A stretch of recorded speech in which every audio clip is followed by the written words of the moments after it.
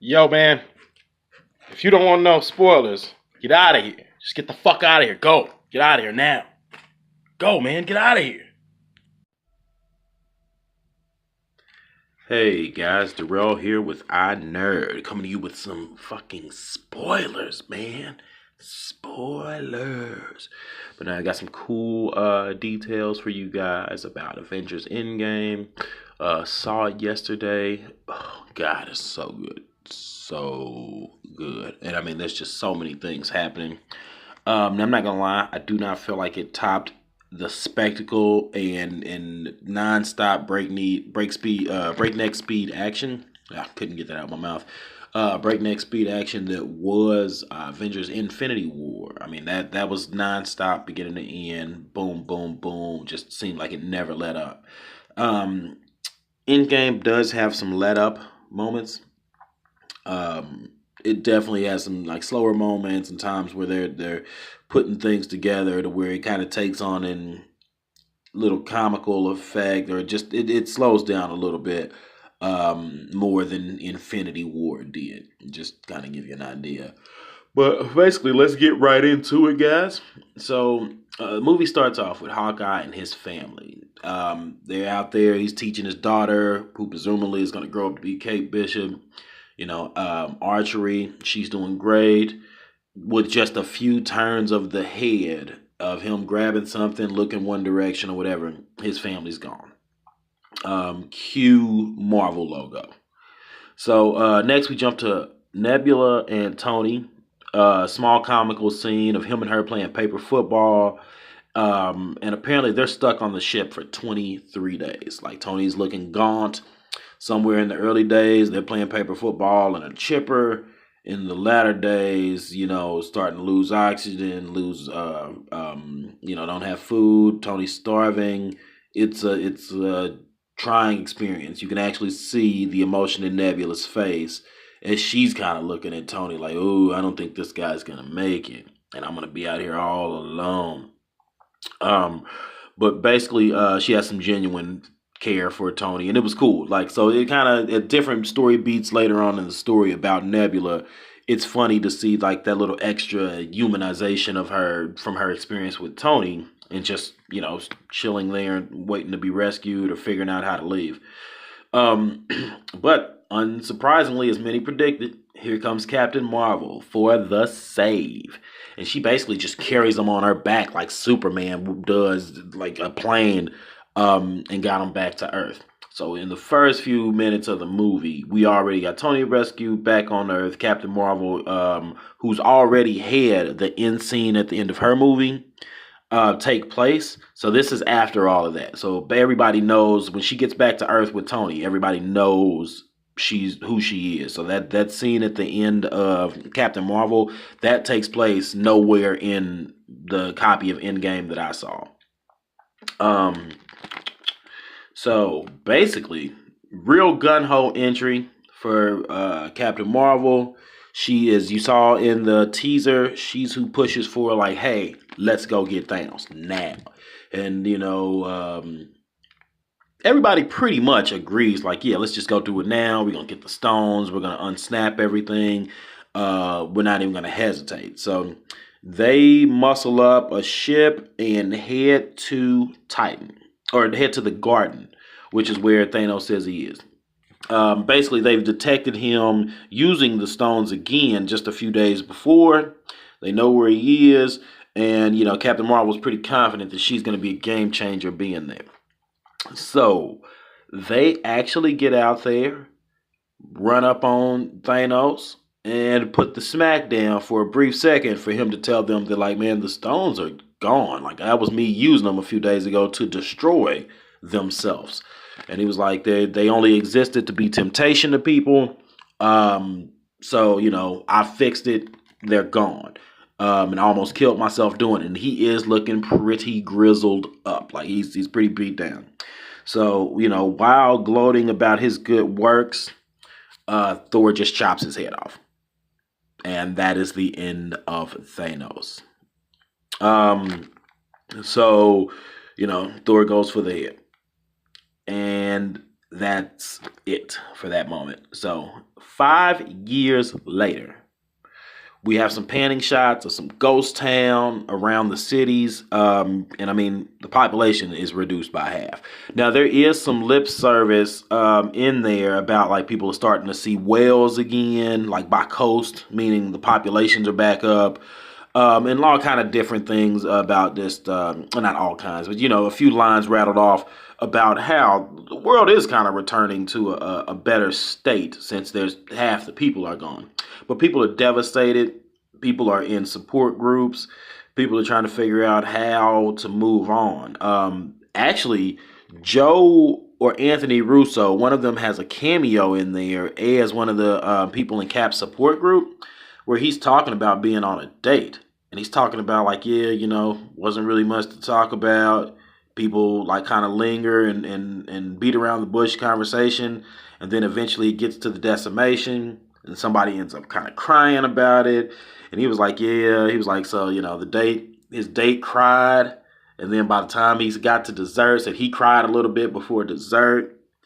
And all of that was just like, if you think about what everybody on the earth has gone through, it's just crazy. It's like, how would people respond with like just half the people being gone and everybody else's survivor's guilt or, whatever's left when you're just part of the leftovers and don't know what to think, don't know what to do.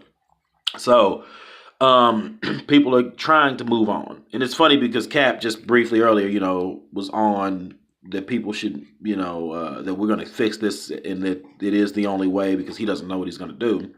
But here it is 5 years later. Cap's still putting one foot in front of the other and trying to help folks, get themselves together and kind of counsel people. So that's pretty cool of Cap. But you kind of see everybody's discombobulated by it. Black Widow is running the Avengers, or whatever you would consider the Avengers, and she's on the hollow screens that Fury used to talk to the council members with, and on the different screens, she's talking like Rocket, Captain Marvel out in space, War Machine, just different people in different places that are kind of her war council. And like I said, she's keeping herself busy with work, seems really in control. But then as soon as the comms go down, she's crying to herself about the Clint situation and probably just about everything. Because I imagine people in this world just sometimes just break into tears. Just it's like that. It's like a constant state of depression. But during this time period, Scott returns out of the quantum realm, like after 5 years. Scott was assumed one of the people taken in the decimation, but he informs them about the quantum realm and whatnot. They're going to try to attempt to navigate it and whatnot. During this time period, you find out, though, that Clint, with his family being gone, and in kind of a spiteful, like, I can't believe criminals made it through and my family didn't. So his thing that he tells them is like, hey, half them got wiped out and they was good people. They got Thanos. You got me. And so, yeah, he's out there basically working as an assassin. Clint Barton is the assassin Ronin. So anyway, back to the quantum realm. They kind of come up with an idea to like, we have to figure out a way to navigate the quantum realm. And initially, upon thinking of who's got the technology, who could help, of course, they go to Tony. But you end up finding out Tony's got a daughter. Him and Pepper are married.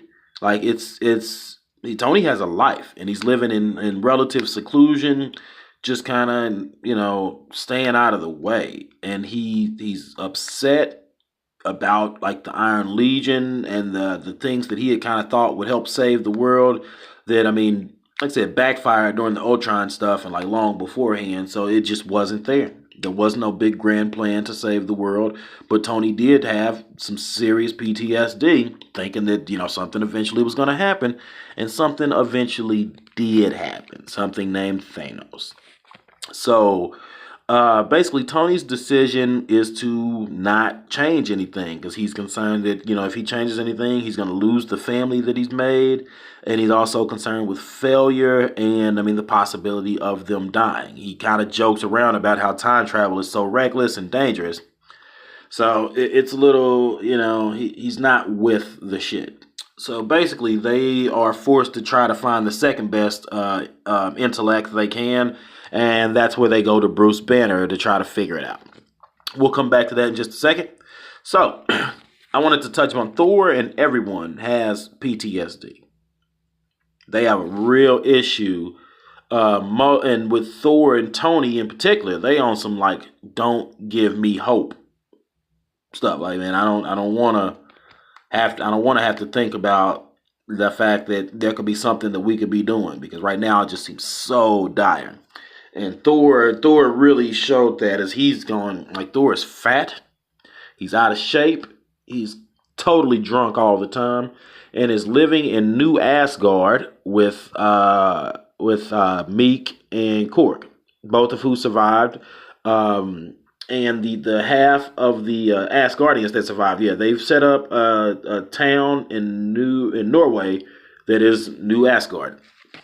So, lots going on there. They're working as fishermen and apparently whatever the Danish or Norwegian people do. Little caps and little fishing boats and all. So everybody's experiencing some pretty heavy PTSD though. We know Tony already has in the past struggled with that and just the kind of trauma that he's been through. But now everybody's kind of been through a traumatic experience to where you can see it on all of them. Like Thor is the other one that he is experiencing some real issues in this one. Kind of some of the issues that the Hulk was having in the previous one.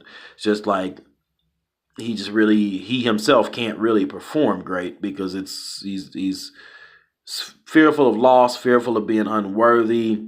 For the first time, a lot of the people didn't realize about Thor and the Hulk in the previous movie is that this is somebody that is all id, all ego, all about their power, their strength. That's what they bring to the team, is being the strongest Avengers.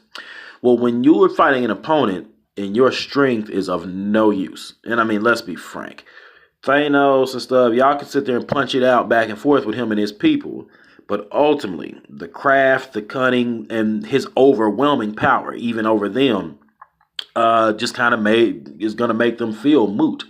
Thor feels powerless. He's the god of thunder, and he feels completely powerless because he met a force his strength couldn't do anything with. And I mean, even after cutting off Thanos' head, that still could not solve any of the problems that had taken place. And that's what people don't realize, is I've seen some other people review some stuff.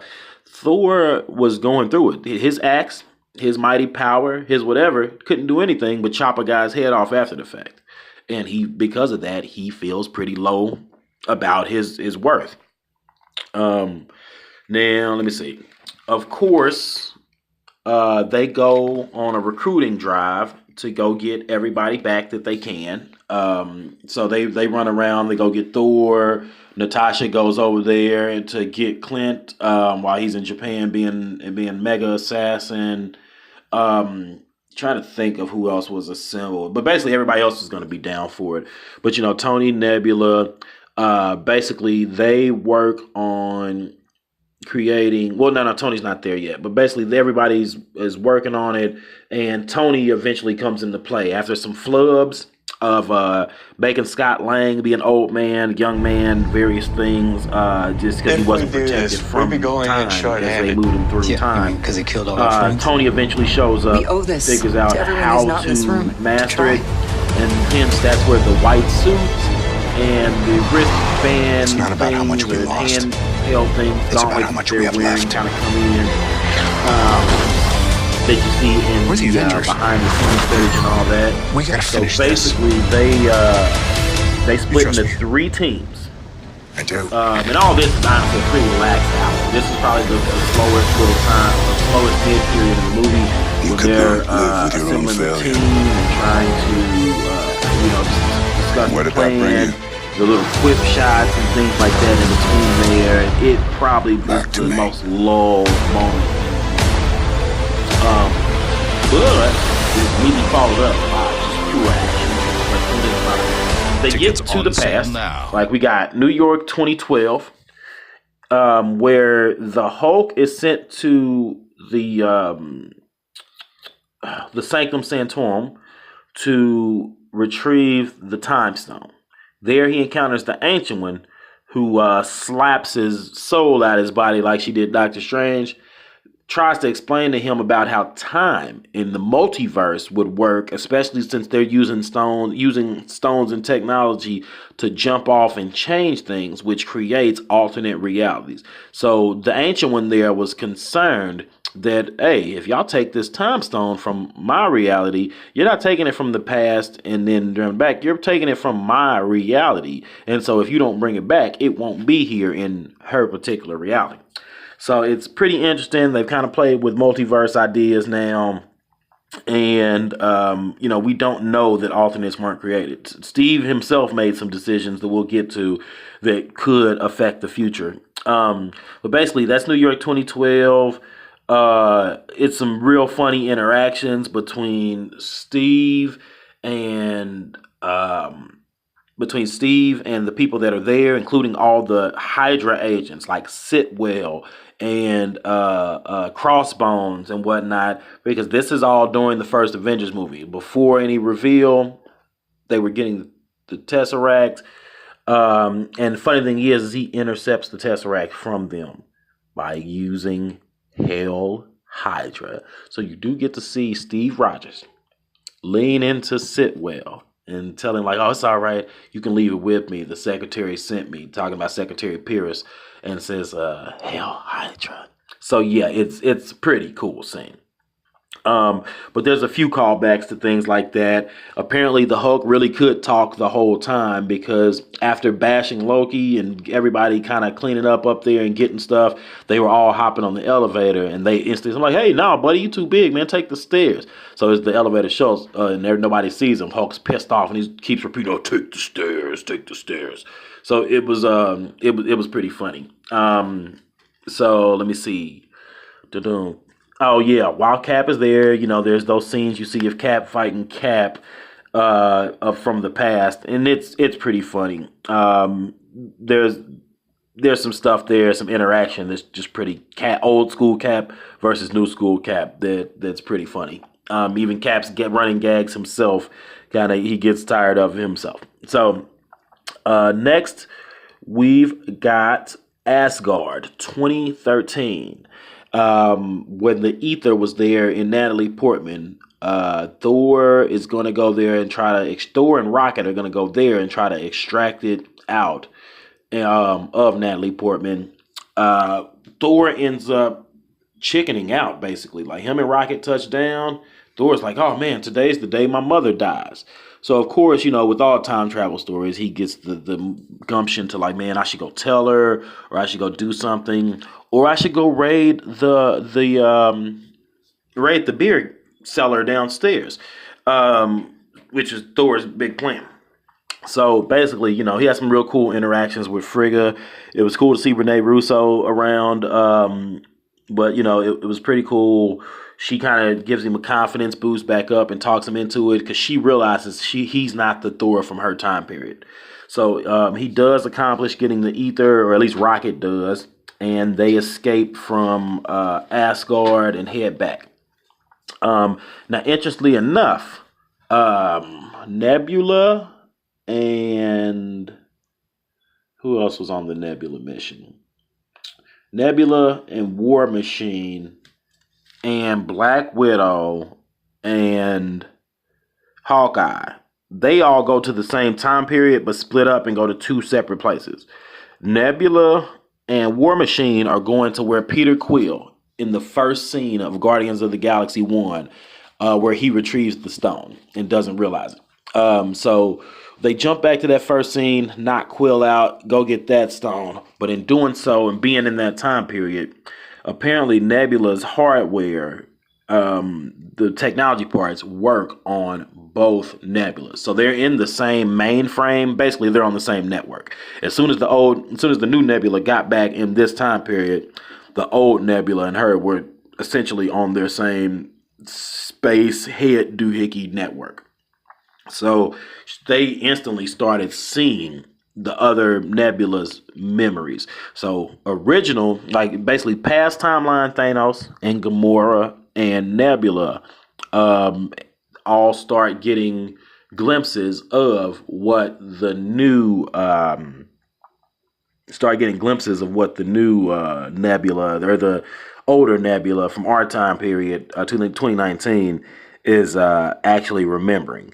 So they start getting details, and I mean, eventually, Thanos makes his way to that planet, attacks War Machine and her, and does retrieve her. Um, so they retrieve the old nebula, they retrieved the newer nebula. Damn it, this is all confusing. They retrieved the 2019 nebula and basically act as though the 2014 one is her and sends her out of there back to the present with the team. So while they're back in the present, everyone believing they've accomplished their mission and have their stones. What they've really done is brought them together for Thanos. Now, I kind of skipped a part there because you may remember I said that Natalia and Clint went to Vormir. So they go encounter the Red Skull guy, who, of course, tells them about the sacrifice. Now, they battle it out for who's going to sacrifice themselves, with eventually, in pretty sad scene, with Natasha sacrificing herself and stopping Clint, because Clint has a family. And if everything works, Clint's family will be back. And she didn't want him to be, gone from his family. So, yeah, Black Widow out. And so let me see here. So anyway, yeah, Clint makes it back. Everybody makes it back from their mission, feeling like it's accomplished, but within minutes. The Stark's gauntlet is made. They put the stones on Stark's gauntlet and begin to argue about who's going to wield it. And they're all a little weary about what's possible and, what may happen if they do, knowing that it even damaged Thanos to use that type of power. So eventually, for some reason, they decide the Hulk is the strongest and he's going to do it. The Hulk uses Stark's gauntlet. It destroys his right arm. Now, he does accomplish bringing the the dusted people back. But, yeah, Hulk loses his right arm in the process. Tony sprays some nanites and stuff on it to help. But, yeah, man, the Hulk is one-armed, buddy. So next before you can really do anything to process that, immediately the Nebula from the past makes her way back to the time portal, opens it up to allow Thanos' mothership to blast through. Coming out of the portal, blasting through the roof of the Avengers hideout. And before anybody can really process that people are back, Hawkeye is getting a call from his wife, which is one of the few signifiers. All of a sudden, the friggin' Avengers base starts exploding. Thanos is up in the sky, blasting it with everything they possibly have. They turn it to the wasteland that you see them fighting in the commercials and in the trailers and stuff. So basically, Thanos goes down to the ground, sets up shop, has some words for them, while sending his people to retrieve the gauntlet. Now, at this point, you got to realize Thanos just came from the past. He brought all of his troops and henchmen and generals with him. So the Black Order, right back alive. All the devil dogs, and as a matter of fact, all of the army, which he had sent with Loki in the first movie. So he's got those big flying centipede ships again. He's got, troops. He's got Chitauri. He's got a lot going on. So as they battle it out, like it's basically Tony, Thor, and Cap make it to him, they begin fighting. Now, during this fight, there are monumental things that happens, but none more epic than Cap picking up and basically fighting with, in the rest of the movie, Mjolnir. Now, you may be wondering how Mjolnir got there, but if you remember, Thor went to the past. When Thor was in the past, he went ahead and called Mjolnir to him. So now he has Stormbreaker and Mjolnir. So during this battle, Thor was using both Thanos, as he's whooping into him, knocks the Mjolnir from him. And while during a scene, while Cap was getting up from getting knocked around, apparently he picks up Mjolnir, starts rocking Thanos with it. He's using his shield and Mjolnir back and forth in tandem, and just during all of the remaining battle for the rest of the movie, him and Thor are basically exchanging them bad boys back and forth. So him and like Thor will have, Mjolnir for a second. He'll toss it to Steve, and he'll be fighting with it. At one point in time, Steve had the axe, and Thor had Mjolnir, and he's like, "Oh no, hey." Give me the big one. You take the small one. And like Steve is actually even able to call Mjolnir to him the same way Thor does. It's just mind blowing. So that battle happens. They lay into Thanos a little bit, but eventually, he kind of kicks their butts. But anyway, when Steve looks most defeated is when sling ring portals start to open up. And that's when you see, you hear Sam like on your left. And you see Black Panther and Shuri and Okoye and people being teleported from Wakanda. And then you start seeing Wakandan troops get teleported in. And then you start seeing Guardians getting teleported in. And then you start seeing, and basically, man, everybody Marvel Universe except the TV shows is out there somewhere kicking ass. And you got Korg and even Meek with his blade hands. You got the Asgardians. You got, everybody that's left. Anybody that can fight. They are out there fighting. And you basically get, even Pepper Potts is out there in the rescue suit. And that's the scene you see. So eventually Peter's out there. Everybody's back.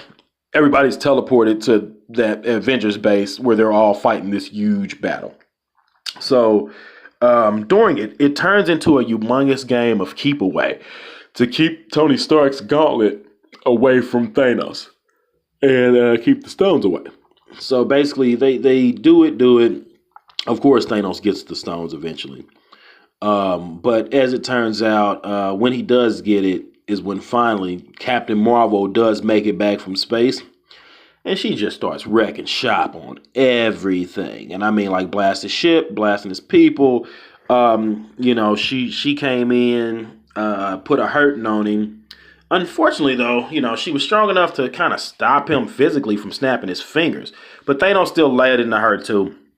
But she's definitely, she was blasting on him, trying to get it off, but couldn't. And at a last-ditch effort, because I don't want to give you too many details of something as great as that last battle, but last-ditch effort, Tony does something to call the stones to him.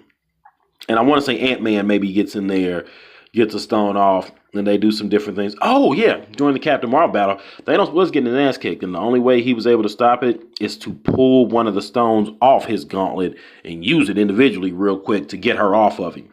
Matter of fact, it was the purple stone that he was using to torment Thor. It's the one from Guardians of the Galaxy they said was so destructive. So yeah, he eventually had to pop that off into his other hand and hit her to get her off of him. Now next there's like I said, they're kind of coming up on some tragedy here. All right, to cap it all off, basically, when all seems lost and Thanos has his gauntlet filled with stones and is about to snap, he goes to snap, and there's no stones there. Like I said, Tony is somebody, they got the stones out. The stones are back in Tony's gauntlet. And Tony's last words are, "I am Iron Man." Snaps his fingers, and Thanos, his troops, everything starts to dust out. As it does, Tony kind of stumbles back and begins to die. So, Pepper rushes to him, Peter rushes to him. I want to say War Machine is there with him.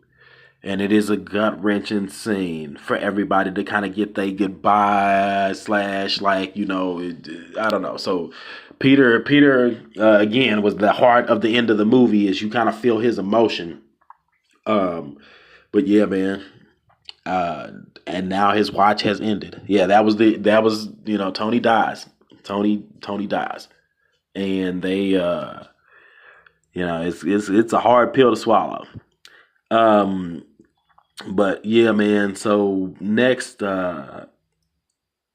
they end up get taking the stones, and they have to take the stones back to their original place in their universes or in history, so that nothing is affected in those other timelines, and so that nothing deviates. So they make a plan to, and Steve is going to go back in time and do it. Steve Rogers. So, he leaves and he's supposed to come back like they're doing with the time travel thing. Like it looks like a while to him, but for them, it's only 5 seconds later. So they go to pull him back in their time 5 seconds later. Sam's there, Bucky's there, and Professor Hulk. So when they call him back, he does not return. They think something's wrong, but when they turn around, they see Steve sitting on a bench. And they go over to him, and Steve's an old man. And essentially, he went back and lived out his years with Peggy Carter. And has had a life. He's wearing a wedding ring. He's had a full life, and he's proud. He's happy. And Bucky's happy for him. Falcon's happy for him. And, Falcon remarks that, man, it's just hate to think of a world without Captain America. Because, that's Captain America's number one acolyte right there. And sure enough, Steve says, yeah, about that, you should take the mantle. And I mean, realistically, Bucky's a former terrorist, Hydra agent, brainwashed, still possibly a liability. So yeah, he can't really be Cap, man. And the MCU is a smart universe. They know that just wouldn't be good optics. There's going to be a bunch of fanboy backlash from, your incel types and your miscellaneous whatever, that it wasn't Bucky because he's the blah, blah, blah. But in reality, we all know Falcon's been Cap, Bucky's had the shield, all these different things. But yeah, in the MCU semi-realistic universe, William Hurt's General whatever would never accept Bucky Barnes running around in the Captain America uniform and shield. They'd be hunting Captain America if it was. So Sam Wilson is now the new Captain America, which that's not what they call him, but he's, Falcon / Captain America. And it seems pretty cool. And like, if any of you know, there's been talk of basically a Bucky and Falcon TV show. So I imagine that's going to be something like Captain America Legacy to some degree, and it'd be about them working for S.H.I.E.L.D., carrying out, Cap type stuff, and really dealing with the legacy left with them and the responsibility it carries, with probably old Steve popping in and out for some tutelage here and there anyway. But yeah, that is basically the gist of the movie, man. No big kill that was revealed to be a Skrull, which kind of what I expected up till seeing Captain Marvel. But that's it, guys. I mean, that is Avengers Endgame in a 30-minute nutshell. I hope you guys enjoyed the spoiler reveals here. Definitely go spend your money and go see this movie, though, man. Now, watch it bootleg if you got to. Make sure you tell your cousins, your friends, everybody. Like this is a 22 movie in the making, epic, really ending. Really, a kind of ending to it, especially since it all started with Tony Stark and Iron Man. So it's kind of bittersweet to be at this point.